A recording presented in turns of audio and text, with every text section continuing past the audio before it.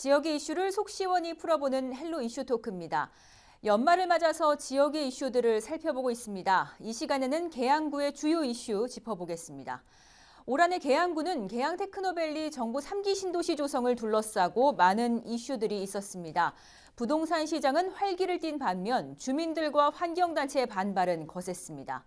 또한 계양구 의회의 외유성 해외 연수가 큰 물의를 일으켰는가 하면 최근에는 계양 일가족의 사망 사건으로 안타까움을 불러왔는데요. 올 한해 계양 어떤 이슈들이 있었는지 이한구 전 인천시 의원 그리고 이도영 홍익정경 연구소장과 이야기 나눠봅니다. 안녕하십니까? 네, 안녕하세요. 예, 안녕하십니까? 네, 올 한해 계양을 달군 이슈들을 지금부터 좀 하나하나 짚어보도록 하겠습니다. 먼저 계양구 구정 관련해 살펴볼 텐데요. 박형우 계양구청장 올해 구정 잘 이끌었다고 보시는지 잘한 점 한 가지만 꼽아보신다면 어떤 걸 꼽고 싶으세요? 예, 올해 한 것은 아니지만 네. 2017년에 계양구가요. 지방자치단체로서는 처음으로 지방세를 탈루한 그 대기업이죠. 롯데렌탈의 그 탈세 예. 이 부분을 이제 적발을 해서 329억에 가까운 이제 지방세를 추징했습니다. 그 2017년에 있었던 일인데 네. 그 부분에 대해서 올해 그 지방자치단체 행정 그런 우수 사례로 대통령상을 표창받았습니다. 계양구청 그 세무과 공무원들이 아주 혁혁한 공을 세운 거고요. 네. 이 조사 결과들을 다른 지자체까지 통보해줘서 다른 지자체들도 또 100억이 넘는 네. 지방세 이 부분을 좀 환수하게 된 계기가 됐습니다. 정말 예. 칭찬할 만한 일인데 소장님께서 네. 어떻게 보십니까? 저는 서운산단 조성 사업을 꼽고 싶은데요. 말도 많고 탈도 많았던 서운산단 조성 사업이 착공한 지 4년 만에 지난 9월 달에 준공식을 네. 마쳤는데요. 고용 유발 효과가 1만 명, 그리고 생산 유발 효과가 1조 4천 원이나 이를 거라는 지역 경제 개발 활성화할 수 있을 거라는 기대감이 많이 들었던 사업 아니겠습니까? 이 사업이 무사히 올해 준공을 마쳤다는 점이 가장 의미 있는 일이 아니었나 싶습니다. 네. 그렇다면 잘한 점이 있다면 아쉬운 네. 점도 있을 텐데 어떤 걸 좀 꼽고 싶으세요? 저는 계양구가 이번에 좋지 않은 뉴스로 전국적인 유명세를 치른 게 좀 아쉬운 점이라 할 수가 있는데요. 연초에 예천군 의회 폭행 사건으로 한동안 해외 연수가 많이 비판을 받았는데 예. 계양구 의회가 바로 해외 연수를 강행을 하면서 물의를 일으킨 뉴스가 연초를 장식을 했었는데요. 그 이후에도 계양구청장과 계양 파출 경찰서장이 네. 태풍이 올라오는 전날에 이제 폭탄주를 돌려가지고 중앙 언론에서 그렇죠. 예. 이슈화가 된 문제점, 그리고 최근에 계양 일가족 사망 사건, 비극적인 사건인데요. 이런 전국적인 이슈로 큰 뉴스가 우리 계양구를 이제 오명을 남긴 한 해가 아니었나 싶습니다. 네, 아쉬운 점이 더 많은 것 같은데. 네, 좀 어떻게 보세요? 예, 아마 내년쯤에는 이제 네. 그 지방자치단체의 대형 비리 이제 이 사건으로 부상될 가능성이 큰 사건인데요. 네. 일명 그 계양구 정화조 사건이죠. 예. 계양구 정화조 업체들의 그런 시민 상대로 한 그 부당요금 청구라든지 또 불법 또 계양구 정화조 업체들에 대한 그 계양구청의 그런 그 특혜 네. 또 이런 불법 방조 이런 부분들에 대한 제보자를 그동안 민사, 형사, 허위사실유포 등으로 이제 고소 고발을 해서 피해를 입었고요. 이런 부분들이 그 이 제보자의 오랫동안 끈질긴 노력 끝에 올해 아주 의미 있는 판결들이 2개가 일어났습니다. 예. 바로 허위사실 유포와 명예훼손에 대해서는 이제 사실에 가깝다라고 무죄를 선고받았고요. 예. 또 당시에 그 국무조정실에 감사를 했는데 이 국무조정실 감사 결과를 행정안전부가 지방자치단체를 처분을 하지 않고 묻어둔 거죠. 예. 그리고서 정보공개 청구까지도 그동안 계속 거부해 왔는데 이번에 정보공개 청구 소송에서 다시 제보자가 승소해서 국무조정실의 감사 결과가 공개가 됐습니다. 예. 어마어마한 그 제보 내용이 거의 사실인 아주 충격적 내용들이 들어 있어서 네. 아마 내년에는 이 부분들이 아마 전국적으로 아주 많이 계양구가 아주 불명예스럽게 될 가능성이 높다고 봅니다.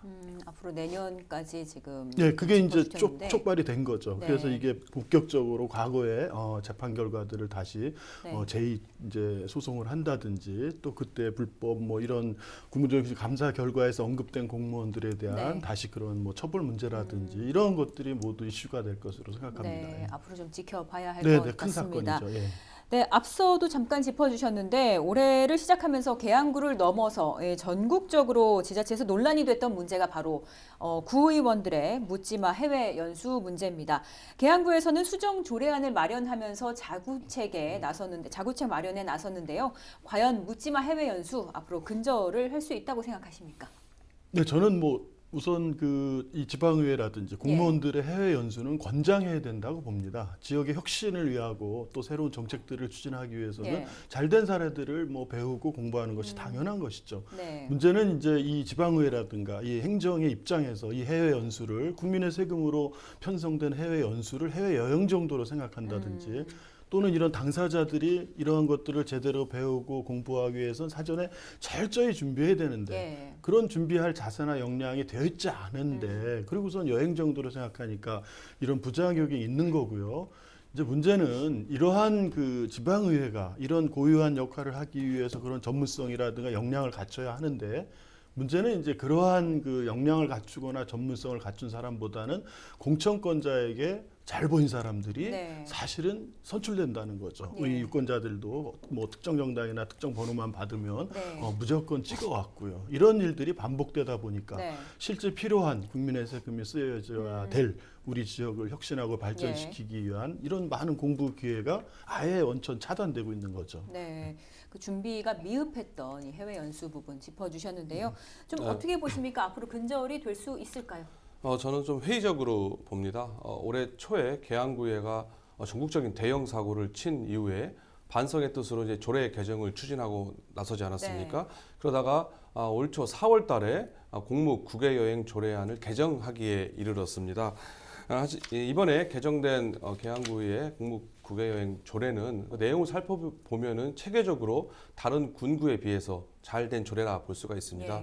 하지만은 이게 거기 강제 규정이 없거든요. 그리고 특별한 별도의 내용이 없다는 점에 있어서는 과연 이 조례가 앞으로 외유성, 관광성 조례를 근절시킬 수 있겠느냐? 그건 좀 아직 어렵다, 힘들다 생각을 합니다. 네, 계양구 의회에 미흡했던 해외 연수 부분 짚어봤습니다. 다음은 도시개발 계획 부분인데요. 계양 신도시를 빼놓을 수가 없습니다. 3기 신도시에 대해 제기되는 문제가 이 배드타운이 아닌 자족도시가 과연 될 수 있느냐 이런 문제인데 어떻게 보십니까? 계양구가 이제 3기 신도시로 지정이 됐는데요. 그렇게 됐을 경우에는 이제 드디어 계양구가 배두타운의 오명을 벗어 던지고 과연 자족도시로 될 수 있겠느냐 기대하는 사람도 일단 많이 있다 할 수가 있는데요. 하지만 3기 신도시 문제는 그 수도권, 특히 서울의 집값 안정을 위해서 수도권에 30만 호의 주택을 공급하는 사업이 주 목적인 국가 정책의 일환입니다. 즉 계양 신도시를 만들어서 계양구를 자족도시로 만들기 위한 정책이 아니다. 이거는 그야말로 수도권에 집중된 인구를 분산하기 위한 정책이기 때문에 과연 이게 자족도시로 직결될 거라 보기는 좀 어렵지 않나 싶습니다. 다만 계양구에다가 테크노밸리를 조성해서 자족 도시의 기능을 강화하겠다는 구상을 밝히고 있는 건데요. 하지만 지금 전국의 테크노밸리가 수십 곳입니다. 그리고 그 테크노밸리가 잘 될지 안 될지도 잘 모르겠어요. 판교 테크노밸리의 성공 신화를 다 각 지자체에서 하고 싶어 합니다만은 과연 그게 제대로 이루어질지는 지켜봐야 했기 때문에 이번 계양 신도시 지정으로서 계양구가 자족 도시로서의 위상을 갖출 것이다. 그건 조금 더 지켜봐야 할 것으로 보여집니다. 이런 문제들과 함께 끊임없이 이제 환경 훼손 문제까지 이제 거론이 되고 있는데 주민들과 환경단체 그런 반발들도 끊이지 않고 있습니다. 국토부는 일부 논습지를 보존하겠다는 계획도 발표를 했는데 사실 신도시와 이 논습지 보존 계획 양립할 수 있는 부분일까요? 공공주택이 부족해서 부득이하게 개발한다고 하더라도요. 그동안에 지난 수십 년 동안에 정부들은 그린벨트의 1, 2등급지만큼은 철저하게 개발해서 제외를 했는데 이번 정부에서는 개발과 환경의 그 조화, 그걸 내세운 정부임에도 불구하고 그동안 수십 년 동안 지켜온 1, 2등급지 이 그린벨트에 지금 3기 신도시를 다 건설한다는 거죠. 아이러니한 일입니다. 과연 이 최대한 보장과 친환경적 개발을 한다고 하지만 우리 계양지구 또 굴포천을 끼고 대장지구 이 수백만 평의 1, 2등급지를 개발하면서 여기에 친환경 도시라는 것을 내세운다고 해서 그게 어떤 의미가 있는지 이 환경 측면에서는 좀 문제가 있다고 봅니다.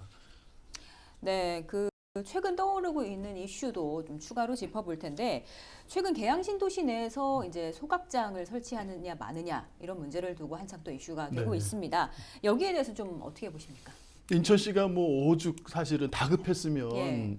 이런 어처구니 없는 일을 벌였을까? 저는 그런 생각입니다. 네네. 이 폐기물 처리라는 거는 발생지 처리 원칙입니다. 당연히 내가 발생한 지역에서 처리를 예, 예. 해야지 폐기물 발생량도 당연히 줄이려고 하는 것이 당연한데요. 네. 그동안은 기형적으로 이 서울, 경기, 인천의 대규모 폐기물들을 수도권 매립지라고 하는 곳에다 그동안 많이 예. 처리하면서 피해를 많이 줘왔죠. 그리고 소각 문제도 청라소각장, 또 송도소각장 두 군데에서 사실은 대부분 처리하면서 피해를 특정 지역에 주다 보니까 네. 지금은 수도권 매립지도 종료해야 하고 또 청라소각장의 오래된 시설 개선이나 이런 것도 주민들로부터 전면 그 반대에 부딪혀 있습니다. 네. 이러다 보니까 사실은 이 어떻게 보면은 진퇴양난에 빠져서 예. 원래 계획에 없던 이 테크노밸리라고 하는 건 공공주택 보급하고 또 거기에 테크노밸리라고 하는 이제 이 두 가지로 만들어온다고 해놓고서는 소각장을 거기다가 뭐 폐기물 처리 시설을 13만 평 한다. 이건 법에도 안 맞죠. 폐촉법상에서는 소각장이라든지 이런 시설을 정할 때는 반드시 주민 대표를 참여해서 위치까지 정하게 돼 있는 거예요. 네네. 저는 지금 그 이 LH에 이 인천시가 보낸 협의를 전면 중단하고 인천시 공론화위원회에 지금 안건이 올라가 있거든요. 예. 10개 구군이 네네. 각 지역별로 모든 주민들과 함께 그 지역에 폐기물 발생 이 부분을 어떻게 감량하고 소각장이나 폐기물 처리 시설은 어디에 어떻게 처리할 건지를 각 구군별로 지금부터 논의를 별도로 해야 된다고 생각합니다. 네. 좀 어떻게 보세요, 이 소각장 문제? 그 말씀하신 것처럼 인천시가 그 계양 신도시의 시행사인 LH에다가 소각장 설치를 요구하는 공문을 보내면서 그게 또 그 언론에 보도되면서 논란이 커지기 시작했는데요. 그 이후에 이제 계양구의 갑을 자유한국당 당협위원회에서 기자회견을 자청해서 강하게 반발하면서 계양구 내에 커다란 지금 뜨거운 감자로 예, 예. 올라 있는 상황입니다. 근데 앞서 얘기하신 것처럼 그 현재 쓰레기는 청라와 송도의 소각장에서 소각을 하고 있습니다만은 지금 인천시에 그 쓰레기가 점점 더 폐기물이 증가를 하고 있는 상황입니다. 또한 2025년까지 수도권 매립을 직매립을 하지 않으려고 하고 인천시 정부가 밝히고 있기 때문에 앞으로 증가하는 쓰레기를 어떻게 처리하는 문제가 지금 남아 있다 할 수가 있거든요. 예.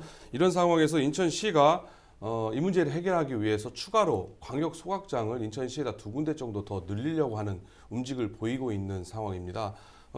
물론 이제 쓰레기 발생지 처리 원칙이라는 대원칙이 있긴 합니다만은 지금 쓰레기는 이제 쓰레기를 선별자까지 필요하면서 이제 사업성, 효율성을 생각하지 않을 네. 수가 없거든요. 이런 면에 비추어 볼 때 소각장을 광역 형태로 운영하려고 하는 게 지금 추세라는 점에 있어서 이제 계양구가 이번 계양 신도시 내에 소각장을 들이려고 하는 움직임이 생겨도 바로 이러한 이유에 기인한다 할 수가 있습니다. 네, 알겠습니다. 가장 굵직한 현안 가운데 하나인 계양 테크노밸리 짚어봤는데요. 다음은 또 하나 사회적 이슈를 우리 지역에서 불러온 것 가운데 하나가 계양구 일가족 사망 사건입니다. 이 시간을 통해서도 다룬 적이 있었는데요. 부양자 기준 폐지, 또 비현실적인 소득 환산 방식 등 다양한 문제점이 제기됐습니다. 이와 관련해서 이 계양구와 인천시 차원에서 예방책을 마련할 수가 있을까요?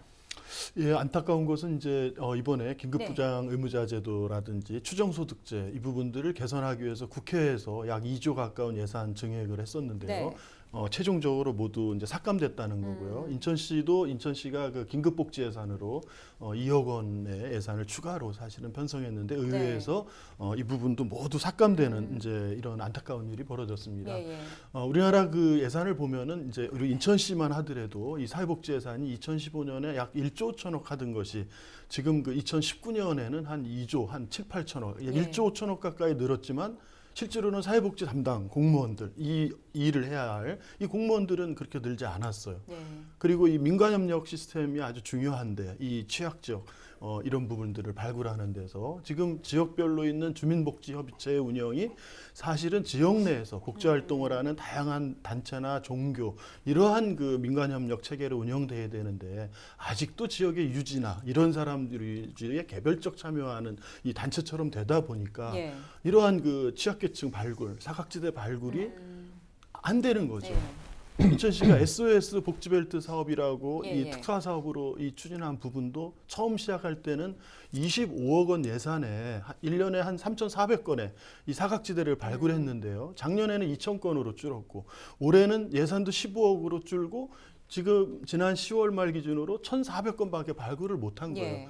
그러니까 국가 예산과 지방 자치단체 예산을 많이 늘었지만 이걸 운영해야 될 공무원들 늘지도 않았고 경직돼 있고 민간협력 시스템도 과거 이런 부분들을 새로 혁신하고 있지 못하니까 예. 이런 문제들이 계속 발생한다고 봅니다. 예. 네, 근데 인천시는 복지 기준선을 마련하면서 이제 취약계층에 대한 안전망을 좀 보완하겠다 네, 네. 이렇게 나섰는데 최근 인천시의회에서는 관련 복지 예산을 또 삭감을 했습니다.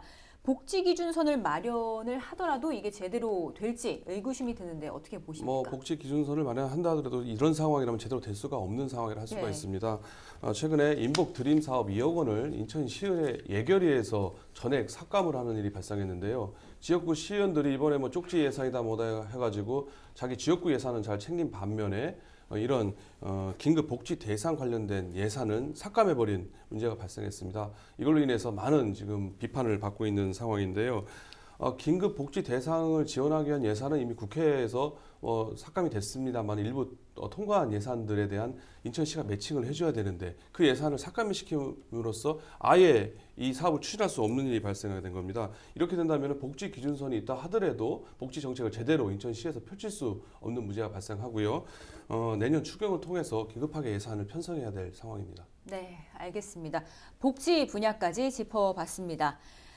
문화 이슈를 보겠습니다. 계산 문화부지의 OBS 이전이 결국 무산됐습니다. 지역사회에서도 큰 반발이 있었는데요. 이 때문에 이제 최근 방통위가 OBS 재허가까지 보류를 했습니다. 이게 네네. 취소까지 갈 수가 있을까요? 예, 지난 그 12월 10일이죠. 제62차 방송통신위원회에서 대부분의 방송국들이 이제 4년마다 한 번씩 받는 재허가를 통과했는데 네. OBS 경희 TV는 이제 650점 미달을 받아서 보류된 상태입니다. 네. 문제는 이제 보류 사유가 그동안에는 방통위가 OBS 최초 설립 당시에 ITV 인천방송 후신이기 때문에 인천에 본사를 두는 조건과 또 경영혁신 이 두 가지들을 항상 보류 보완책으로 했는데 이번에는 바로 인천 본사 이전이라는 이 설립 목적인 거를 이 보류 사유로 두지 않고 그냥 경영상 그 구제 대책만 보류 사유로 뒀다는 거죠. 방통위가 잘못 결정 내린 것으로 보고요. 네. 결론적으로는 이 OBS 인천 방송 경인방송 경인 TV는 이제는 그 허가 목적을 이행하지 못했기 때문에 취소해야 된다고 봅니다. 예, 다만 이제 이 주파수만큼은 당초 ITV 인천 방송이었기 때문에 인천 방송 새로운 사업자에게 이 방송을 전해주고요. 경기 방송은 또 별도의 방통위가 주파수를 줘서 네. 경기 지역에 새로운 방송을 해야 된다고 생각합니다. 네. 이 소장께서는 네. 이 해당 부지 앞으로 어떻게 활용이 돼야 된다고 보십니까? 계양구 용종동 터미널 부지를 이제 주상복합을 지을 수 있게 해주면서 개발이익 환수 차원에서 방송통신 시설로 바꾼 거였었거든요. 그렇기 때문에 방송통신 시설이기 때문에 방송사를 유치해야 되고 OBS 경인 TV를 예. 유치하려고 했었지만 사실상 본사 이전이 이제 무산된 상황 아니겠습니까? 하지만은 이 용도가 방송통신 시설이라는 점에서 방송사를 유치하거나 적어도 방송통신 관련 업체가 들어와야 하는 상황입니다. 하지만은 지금 마땅히 방송사를 유치하기 어려운 상황이고요. 인천시 입장에서는 그래도 방송사가 지역 앵커 시설로 역할을 할 수 있기 때문에 공개 모집을 하고 나섰는데요. 인천시 입장에서는 최대한의 행정적 지원이라든지 각종 지원을 통해서 방송사가 들어올 수 있게끔 하는 것이 아마 최선이 아닌가 싶습니다. 네, 오늘 2019년도 계양구 이슈를 살펴봤는데요. 이 네. 새해 계양구에서 꼭 해결이 돼야만 하는 현안들 한 가지씩만 좀 짚어주시죠. 네, 내년 하반기에 국토부에서 GTX D 노선을 최종 확정 발표를 하게 됩니다. 3기 신도시 중에서 대장 신도시하고 계양 신도시만 철도망이 없거든요. 내년 GTX D 노선이 계양 신도시에 유치될 수 있도록 정치권이 함께 노력을 모아야 할 때라고 생각합니다. 네. 예, 저는 내년에 무엇보다도 지역 일꾼을 뽑는 선거가 있기 때문에 계양의 오랜 그 많은 문제들이 해결되지 않고 계속 방치되고 있습니다. 네. 지역 일을 최우선으로 할 후보를 반드시 뽑아야 된다고 생각합니다. 네, 알겠습니다. 오늘 두 분 말씀 고맙습니다. 네. 네, 헬로 이슈 토크 오늘 순서는 여기까지입니다.